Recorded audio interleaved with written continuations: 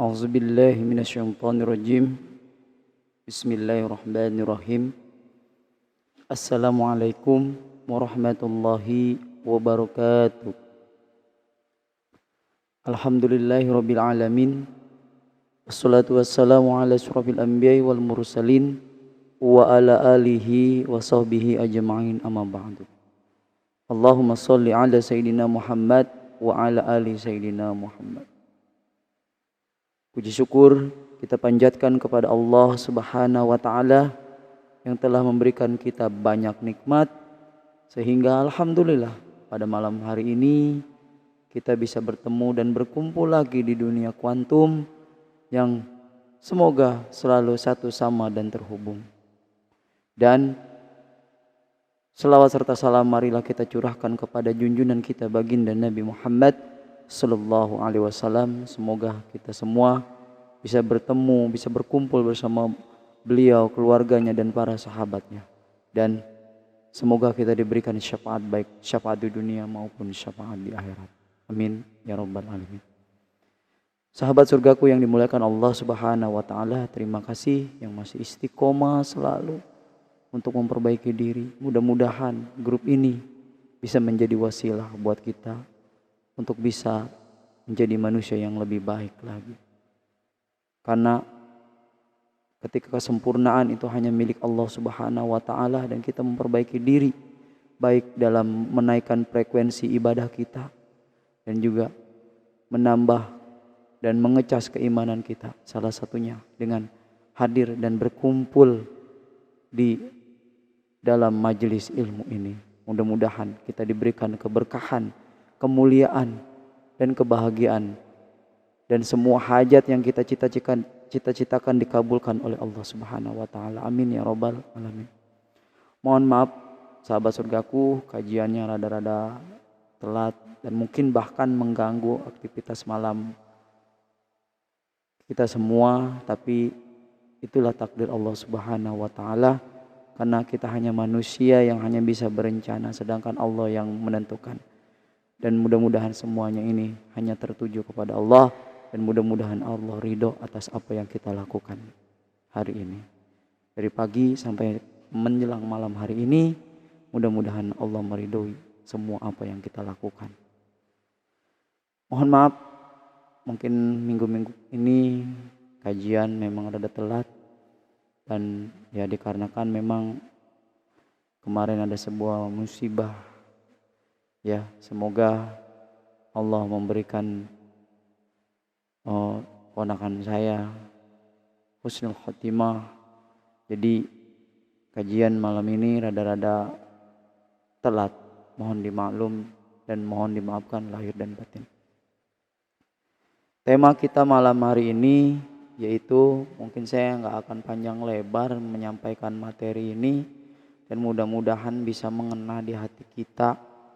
Dan mudah-mudahan kita bisa mengamalkannya, mempraktekannya. Sekiranya ingatlah ya tentang, jadi ilmu itu harus diburu. Kalau tidak diburu, nanti lepas buruannya. Kita sudah kumpul di rumah majelis, di rumah kajian, kemudian kita tidak membawa catatan atau apapun, ya maka kita nggak bisa mendapatkan hewan buruan itu. Lupa, seperti itu. Sahabat surgaku yang dimuliakan oleh Allah Subhanahu wa taala, tema kita malam hari ini adalah hilangnya keberkahan dalam hidup. Kenapa keberkahan dalam hidup itu kita bisa dicabut oleh Allah Subhanahu wa taala? Karena ada beberapa hal yang memang membuat keberkahan dalam hidup kita Allah cabut. Makanya jangan sampai Allah mencabut apa yang sudah Allah berikan, kita harus syukuri. Ya, jangan sampai ketika kita dalam hidup kemegahan, ketika kita dalam hidup kecukupan, tapi apa yang terjadi? Hidupnya tidak ada keberkahan. Seperti apa? Ya, dia setiap hari menerima gaji, dia menerima rizki dari Allah Subhanahu wa taala, tapi ujung-ujungnya tidak ada keberkahan di dalamnya. Memang Allah gaji, diberikan gaji dia, berikan dia rezeki, tapi nilai keberkahan rizki yang dia dapatkan itu Allah cabut keberkahannya. Maka apa yang terjadi? Ya, seperti itulah, dan hidupnya tidak pernah merasa cukup. Ya. Gaji 5 juta. Memang setiap hari dia dapat, tapi di dalam gaji itu tiba-tiba 5 juta, apa yang terjadi? Anaknya sakit, dia jatuh, atau kendaraannya rusak. Akhirnya apa yang terjadi? Seperti itu. Setiap Allah yang ngasih rezeki, tapi Allah hilangkan keberkahannya, Allah ambil lagi. Rezekinya sama, tapi keberkahannya. Tiba-tiba ya itu yang terjadi. Poin-poin yang tadi yang saya sebutkan. Jadi itu yang menyebabkan rizki dan keberkahan hidup Allah cabut. Nauzubillah min dzalik. Jangan sampai ya Allah cabut keberkahan dalam hidup itu. Apa saja yang menyebabkan keberkahan Allah cabut? Yang pertama yaitu Allah akan mencabut keberkahan seseorang ini apabila dia durhaka kepada kedua orang tuanya. Durhaka, kita lihat anak zaman sekarang, Masya Allah. Kemudian tanya, saya lagi pernah nanya ke anak murid saya itu, dia jawab begitu, Masya Allah. Ya, bagaimana dengan orang tuanya di rumah? Mungkin sama perlakuan anak itu, ya. Nanya, ya. Ada juga tuh laporan beberapa orang tua, Mister, anak saya lagi kenapa ya? Ngikutin yang lagi viral. Ya memang orang-orang yang seperti itu membawakan dampak yang luar biasa negatifnya. Yang apa? Ya memang tiru itu luar biasa. Yang berujung kepada ketika orang tuanya bertanya, kamu nanya dan lain sebagainya seperti itu. Ya Allah, sampai di situkah? Ya. Banyak kisah-kisah kedurhakaan yang terjadi kepada orang tua. Akibat anak-anak yang tidak menghormati, memuliakan orang tuanya, sehingga dia menjadi manusia yang durhaka kepada orang tuanya. Banyak kisah-kisah di zaman Nabi, bahkan sekarang pun banyak ya. Berita-berita kita dengar anak membacok orang tuanya sampai meninggal. Itu luar biasa sekali. Masya Allah, sampai segitunya. Harusnya kita belajar dari banyak kisah. Uwais ya, yang menggendong ibunya sampai ke Mekah, sampai ibadah haji. Ya, itu kebaktiannya yang harus kita tiru, yang harus kita ajarkan kepada anak-anak kita. Jangan sampai anak-anak kita karena melihat tontonan sehingga itu bisa menjadi tuntunan buat mereka, bahkan itu bisa menjadi sesuatu yang mereka tiru. Masya Allah, lihat generasi-generasi sekarang. Kita bisa lihat perilaku anak-anak zaman sekarang. Mereka dididik tapi tidak punya etika. Mereka ya dididik, kemudian kepada orang tuanya mereka durhaka. Mereka ngebantah. Ya, padahal di Al-Quran dijelaskan, jangan sekali-kali engkau mengatakan kepada orang tua sedikit pun, itu udah dosa. Ya. Tapi sekarang lihat, seperti tadi, ketika orang tuanya nanya, ada PR nggak? Kamu nanya, kamu bertanya, itu seperti itu. Oh, ya Allah, nauzubillahi min dzalik. Jauh-jauhkan anak kami dari, ya Allah, ya, dari pengaruh negatif yang terjadi, yang viral saat ini. Itu sangat, ya Allah, ya, seperti itu. Belajar dari kisah Uwais, seorang anak yang berbakti kepada kedua orang tuanya. Ya. Sini ada sebuah kisah, yaitu kisah seorang ya, Kilab bin Umayyah. Ini dia adalah orang yang berbakti kepada kedua orang tuanya. Mudah-mudahan kisah ini bisa menginspirasi kita. Seorang lelaki yang bernama Kilab bin Umayyah bin Askar. Dia ini memiliki ayah dan ibu yang sudah tua. Dia menyiapkan susu untuk keduanya tiap pagi dan petang. Kemudian datanglah dua orang menemui Kilab. Ya, ada dua orang yang datang menemui Kilab. Mereka membujuknya untuk pergi berperang. Ya, jadi Kilab ini diajak untuk berperang. Ternyata Kilab ini tertarik dengan ajakan temannya. Yuk ikut perang, membela Rasulullah. Iya. Lalu dia membeli seorang hamba sahaya untuk mengasih jadi Kilab ini membeli. Ya, di sana itu ada perdagangan manusia ya waktu zaman itu. Jadi Kilab ini membeli seorang hamba sahaya untuk digantikan mengasuh kedua orang tuanya. Setelah itu Kilab pun pergi berjihad.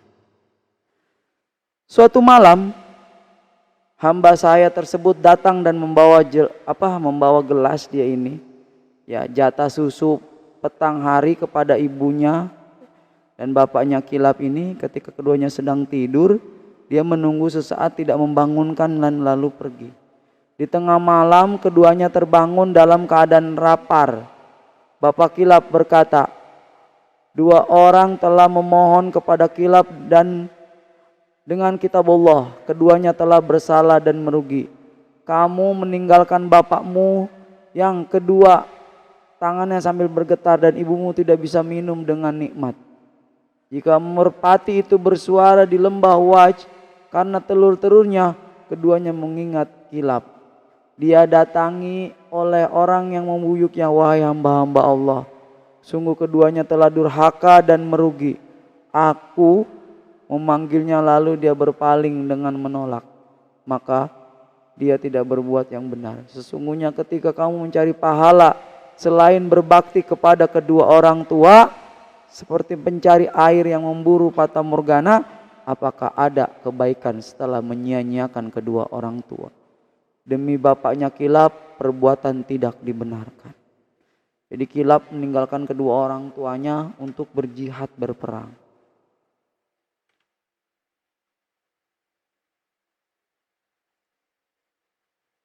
Kemudian datanglah Umar, ya. Kemudian datanglah Umar bin Khattab radhiyallahu an, yang selalu menanyakan kabar-kabar tentang orang tua dan lain sebagainya ketika pada saat berperang.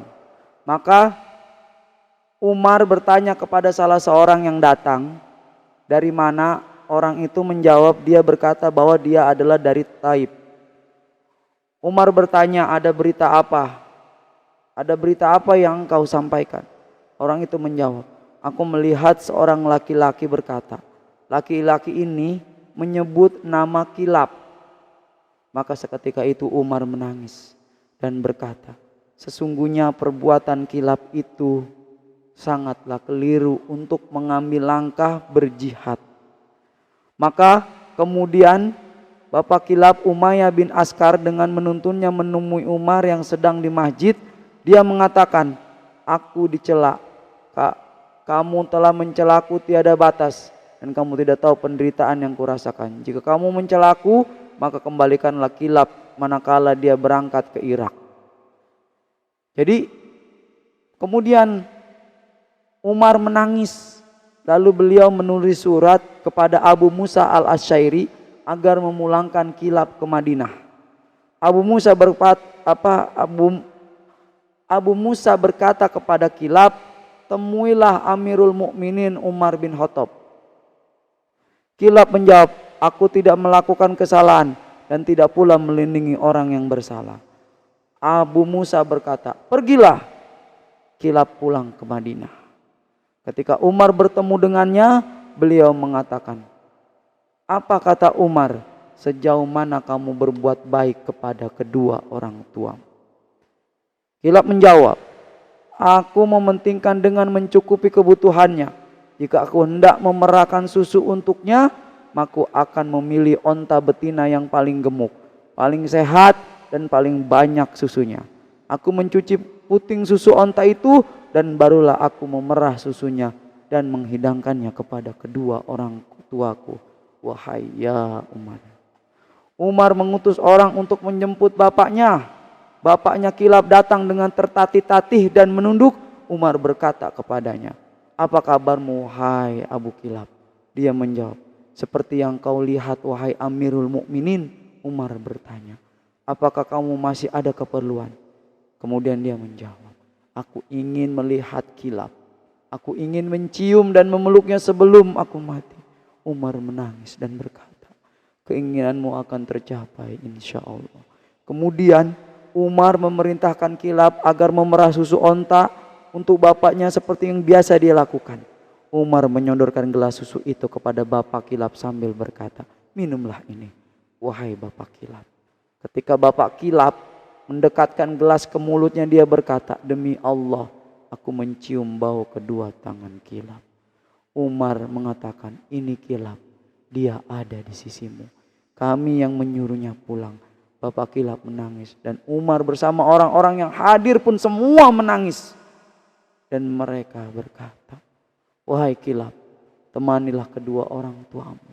Maka Kilab tidak pernah lagi meninggalkan mereka sampai wafat. Sebegitukah pengorbanan seorang anak, ya. Hanya karena kekeliruannya dia ingin berperang dan dia menyangka bahwa dia sudah bisa menjamin kedua orang tuanya. Tapi apa kata Umar? Ada yang paling mulia, maka rawatlah orang tuamu. Seperti itu. Durhaka kepada orang tua ini luar biasa. Makanya kita mulai memberikan bimbingan, memberikan arahan kepada anak-anak kita agar mereka tidak menjadi durhaka kepada orang tua. Ya, banyak anak-anak yang ketika dirawat oleh orang tuanya dan setelah besar mereka bekerja enak, harta melimpah, tapi tidak ada kebahagiaan di dalam. Maka apabila mereka lakukan harta yang banyak, mereka cari anak-anak yang kerjanya yang enak, tapi tidak ada nilai keberkahan di dalam hidupnya. Harta yang begitu banyak, rumah yang begitu mewah, tapi si anak berdurhaka kepada orang tuanya, itu tidak berarti apa-apa. Ya, nauzubillahi min dzalik. Hati-hati, kita cek hati kita. Jika orang tuanya yang masih ada, ya, berbaktilah kepada kedua orang tua agar Allah tidak menurunkan, ya, agar Allah tidak mencabut keberkahan hidup kita. Kita lihat saja, banyak orang-orang yang hidup lari dari orang tua, banyak, ya, nggak sedikit karena pertentangan ego dia pergi meninggalkan kedua orang tuanya atau dia durhaka kepada orang tuanya. Banyak, nggak sedikit kisah-kisah kita bisa dengar dan dapatkan. Ya, jadi seperti itu, ya, durhaka kepada orang tua. Sejahat-jahatnya orang tuamu, tapi jangan pernah jangan pernah ada dendam. Jangan pernah ada orang tua gue tuh seperti itu. Ingatlah ketika engkau dilahirkan dengan susah payah. Separuh nyawanya dia berjuang untuk melahirkan kamu. 9 bulan dia membawa kamu di dalam kandungannya. Dia menjaga, setelah lahir dia merawat kamu. Tiba-tiba hanya karena perselisihan kecil, dia durhaka kepada orang tuanya. Ada tuh kemarin kisah seorang anak, ya, yang mempidana ibunya gara-gara rumah, ya. Orang tuanya dipenjara gara-gara harta waris. Kemana? Padahal pendidikan anak-anaknya itu luar biasa. Ya, apakah ilmu telah membutakan mereka? Jangan sampai, ya, durhaka kepada kedua orang tua. Jangan sampai keberkahan itu Allah ambil, ya. Makanya jangan senangnya hidup memang senang, ya. Memang dikasih terus, ya. Tapi ujung-ujungnya keberkahannya Allah ambil itu baru dapat uang udah habis, seperti itu. Yang kedua, penyebab hilangnya keberkahan dalam hidup yaitu jauh dari orang-orang alim atau orang-orang soleh. Bagaimana maksudnya? Kita jarang duduk seperti ini. Kita lebih senang mendengarin seminar. Kita lebih senang mendengarin workshop, motivasi-motivasi yang membangun kita, apalagi yang hubungannya dengan bisnis. Ya, kita demen.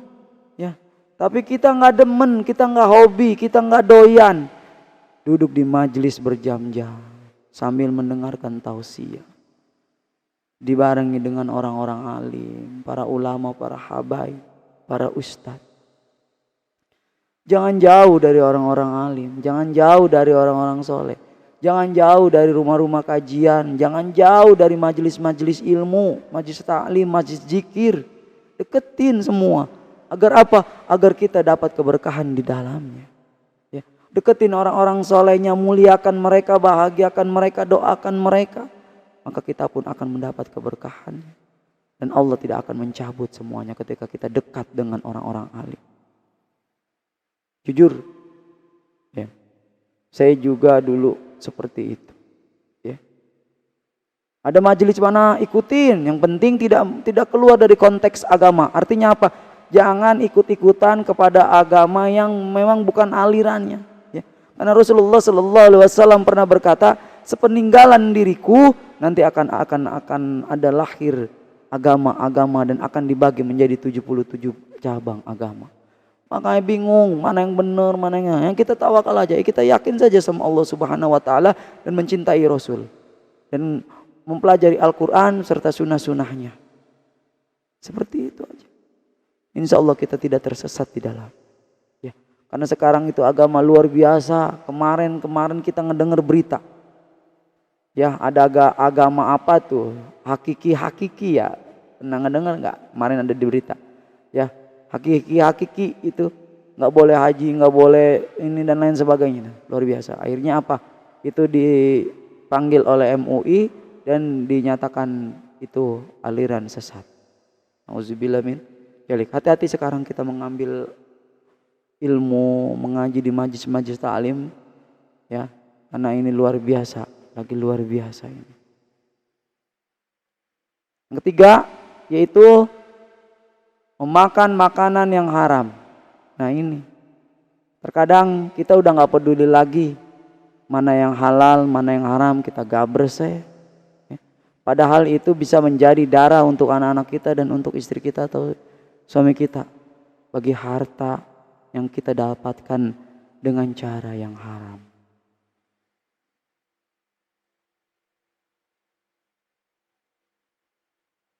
Harta itu tidak akan berkah, ya, tidak akan berkah jika didapat dari jalan yang haram. Karena itulah yang akan menyebabkan menerima ajab dari Allah Subhanahu wa taala. Setiap harta yang tidak baik menyebabkan keterputusannya kebaikan dan keberkahan, serta menimbulkan kejahatan dan petaka kepada pemiliknya.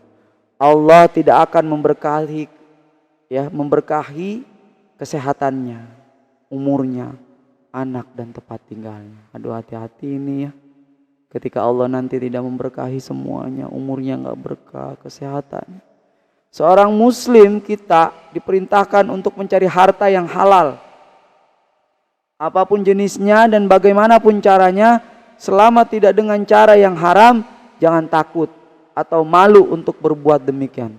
Karena Rasulullah SAW bersabda yang artinya mencari harta yang halal adalah sesuatu kewajiban bagi setiap muslim. Halal, ya. Hadis riwayat Tabrani dengan sanad hasan, ya. Tidak ada manfaat dalam harta yang haram. Tidak ada kebaikan di dalamnya, tidak ada pahala di dalamnya dan berkah di dalamnya. Bahkan orang yang memiliki harta tersebut akan mendapatkan dosa sekalipun memanfaatkannya atau bersedekah. Sebagaimana sedekah nggak boleh. Sedekah itu nggak boleh menggunakan harta hasil haram, mau dari korupsi ataupun curian, tidak boleh. Tidak ada nilainya. kehidupannya. Allah Subhanahu wa taala telah mengingatkan dan menyebutkan beberapa bentuk cara memperoleh harta benda yang diharamkan. Dalam Al-Qur'an melarang makan dan mengingatkan kita untuk mendekatinya. Di antaranya apa? Di dalam surat Al-Baqarah ayat 188, ya, riswah, tahu riswah? Suap, yaitu berbuat tersebut, ya, perbuatan tersebut telah meluas di tengah kehidupan berbangsa dan bernegara kita, ya. Ini riswah nih, suap nih. Hati-hati nih ya, suap. Kita sering atau udah membudaya nih. Ya, di dalam surat yang artinya, dan janganlah sebagai kamu memakan harta sebagian lain di antara kamu dengan jalan yang batil tuh. Dan janganlah kamu membawa urusan harta itu kepada hakim, supaya kamu dapat memakan sebagian dari harta benda orang lain itu dengan jalan berbuat dosa, padahal kamu mengetahui, ya. Itu yang pertama, riswah atau suap. Yang kedua, riba. Hati-hati ini ya dengan riba ini, Masya Allah, dosanya luar biasa ini. Kemakan yang ikut semuanya kena. Berinteraksi dengan riba, yaitu dengan meminta tambahan atas harta karena tidak terdapat sedikit pun kebaikan, keberkahan, dan perkembangan dalam harta riba. Bagi sahabat-sahabat surgaku yang berada di dalam grup ini, yang masih punya amanah atau hutang riba, yuk kita belajar menghindarinya. Karena ketika kita bicara soal riba, Allah akan angkat semua keberkahan yang berada pada kita sampai ke akar-akarnya kalau kita adalah pelaku riba. Hati-hati ya. Kita belajar sedikit-sedikit, kalau nggak bisa langsung sedikit aja belajar, nggak apa-apa, pelan-pelan.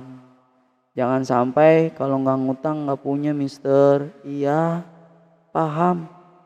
Saya juga kalau nggak kuat-kuat iman. Saya juga kalau nggak kuat-kuat iman, udah ada itu ya. Tapi saya takut. Saya takut keberkahan yang Allah berikan kepada saya itu Allah ambil. Takut, jujur. Demi Allah saya takut. Ya. Karena saya punya perusahaan, punya CV percetakan, yang pastinya gatel itu, dan pasti butuh modal, butuh tambahan alat untuk menaikkan alat-alat pastinya ya, untuk mengupgrade alat-alat. Tapi saya tidak berani melakukannya. Saya hanya pasrah kepada Allah Subhanahu wa taala. Ya, karena takut. Kenapa takut? Karena saya pernah berada di dalam lingkaran itu.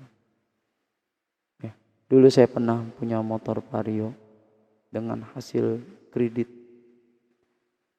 ya di bank konvensional, dan hasil motor kreditan itu ya Allah luar biasa. Tiap bulan Allah selalu berikan saya kesulitan untuk membayarnya. Padahal itu dulu murah. Satu bulannya itu 800.000 kalau nggak salah. Dan selalu sulit itu ya, sampai jatuh tempo ya. Luar biasa. Riba ini luar biasa. Maka belajar keluar, belajar mengkaji, ikut di majelis-majelis. Saya belajar tentang arti riba. Saya mencoba keluar dari riba ini. Alhamdulillah di tahun kedua setelah pelunasan motor Vario tuh ya, saya beli motor Beat warna biru, itu yang sekarang saya pakai tuh. Alhamdulillah itu cash. Ya. Artinya apa? Ketika kita mau belajar keluar dari riba, Allah nanti akan kasih kita untuk memiliki sesuatu itu dengan cash. Ya. Karena apa? Karena kita memanjakan diri kita. Karena di hati kita itu ada kata, gua kalau nggak minjem nggak kebeli tanah, gua kalau nggak minjem gua nggak kebeli ini dan itu. Ya. Luar biasa. Alhamdulillah sampai saat ini saya masih bisa bertahan untuk menghindari riba ini.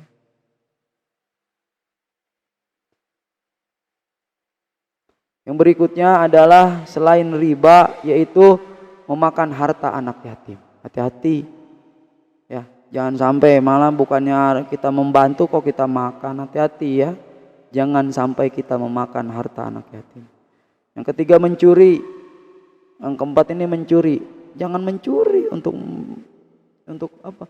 Untuk memenuhi, menafkahi ya. Yaitu dengan harta yang tidak wajar, atau mengambil yang bukan haknya. Seperti apa tuh? Mencuri, korupsi, memaling, merampok.